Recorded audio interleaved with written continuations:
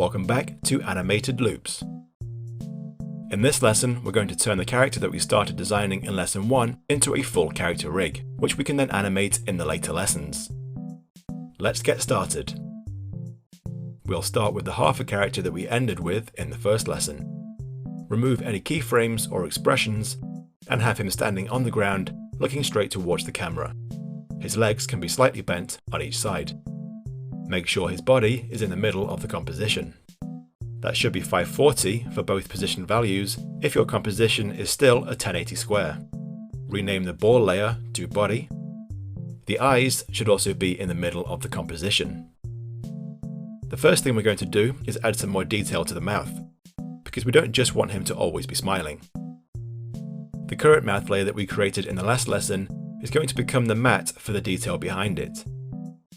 So rename that layer Mouth Matte.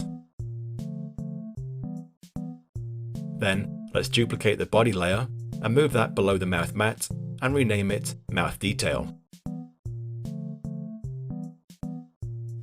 Set that to use the above layer as an alpha matte. Let's make it dark red for the inside of the mouth.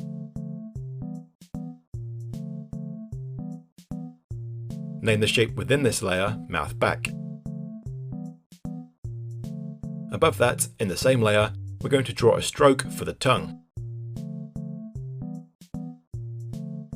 I'll bring in my colour palette for this.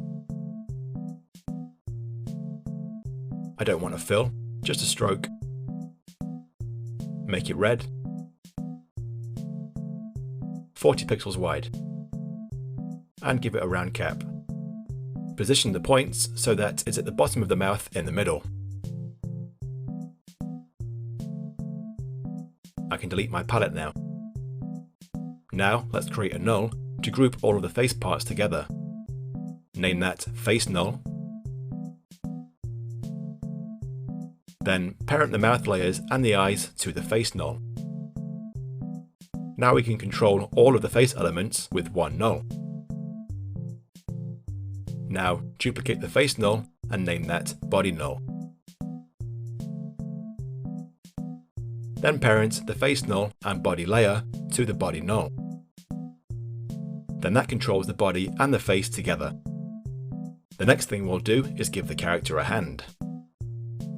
We'll do this with the ellipse tool, double click that, then make the ellipse 50 pixels wide. Just a fill, no stroke, the same colour as the body.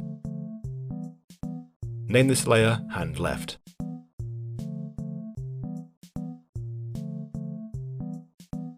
And move this hand to the side of the body, keeping it vertically aligned to the middle by holding Shift while dragging.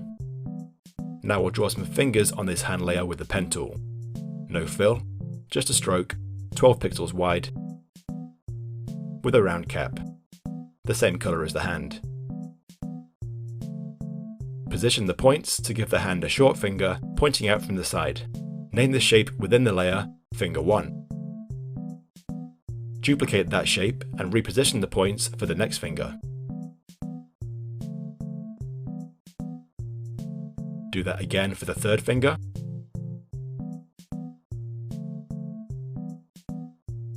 And one more time for the fourth finger. We want all the fingers to spread apart, sticking straight out from the hand. It doesn't need to be perfect because we'll be animating these fingers anyway, but it's nice to have a clean starting point to work from.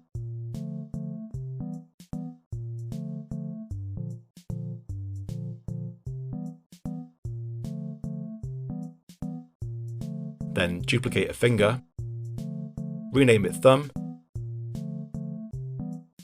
and position those points on top of the hand.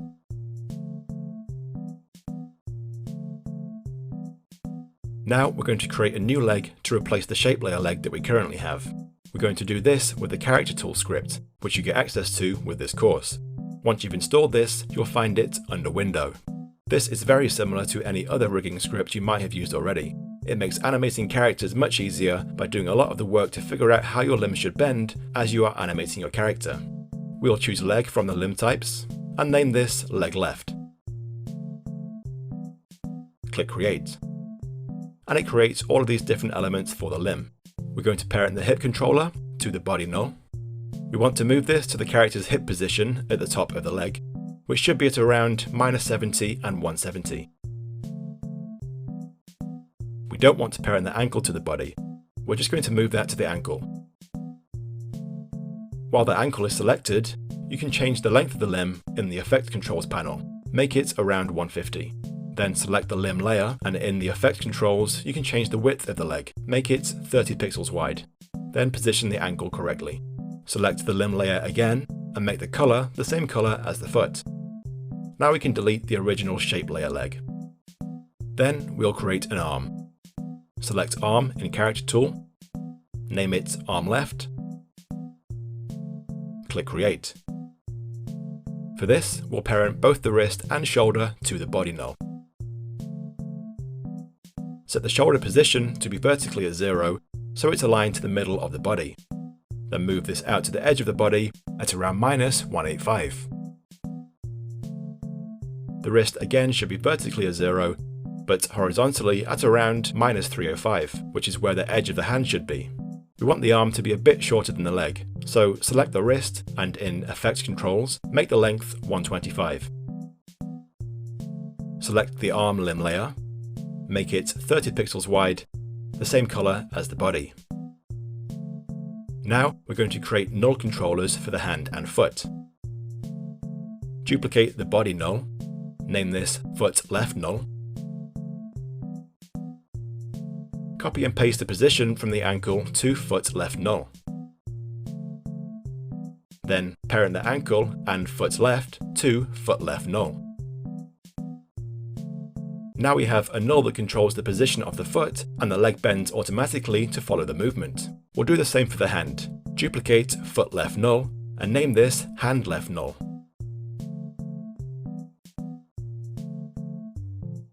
Parent Hand Left Null to Body Null. Copy and paste the position from the wrist to Hand Left Null. Then parent the wrist and hand left to Hand Left Null. Now we have a null that controls the position of the hand, with the arm bending to follow it. The next thing we need to do is mirror these limbs. First of all, let's delete the old right leg and foot, because I want to make sure that the new leg is an exact mirror of the left leg. Then duplicate the body null and name this Body Mirror Null. Parent that to Body Null. Duplicate Hand Left and name that Hand Right. Duplicate Foot Left and name that Foot Right. Parent Foot Right and Hand Right to Body Mirror Null. Flip the horizontal scale of Body Mirror Null to -100. And we can unparent Hand Right and Foot Right from anything for now. For the limbs, first we'll mirror the arm. Select one of the layers for the arm limb. In Character Tool, click Duplicate Limb. Name that Arm Right. And we get a copy of the arm with all of the same attributes. We also want to duplicate Hand Left Null and name this Hand Right Null.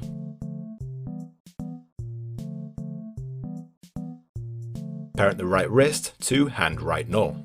Then, if you select the right shoulder and Hand Right Null and look at the position, you'll see they have negative horizontal positions because they're on the left side of the body null.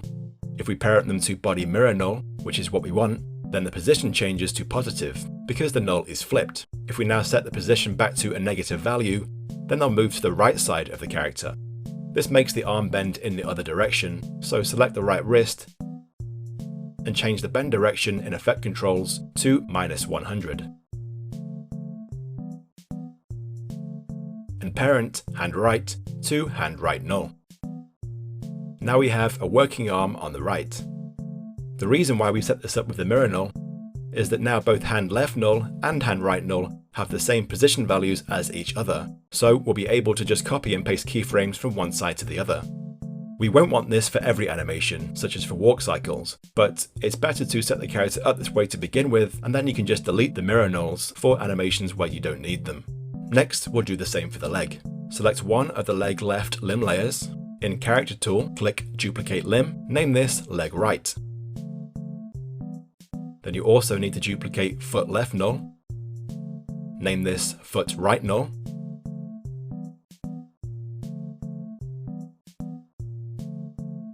Parent the right ankle to foot right null. Parent the right hip to body mirror null. Set the right hip position to be negative. For the feet, because they aren't parented to the body, we need to do something different. Duplicate body null. Name this character null. Duplicate character null. Name this character mirror null. Make the horizontal scale of character mirror null -100. Parent character mirror null, foot left null, and body null to character null, and foot right null to character mirror null. Then set foot right null's position to be negative. Select the right ankle and set the direction to -100 in effect controls. And parent foot right to foot right null. Now, as with the hands, the feet also have the same position values as each other. And even their rotation values are the same too, which can be very useful when we start animating them. Now we can close Character Tool. The last thing we'll do is just organize our layers.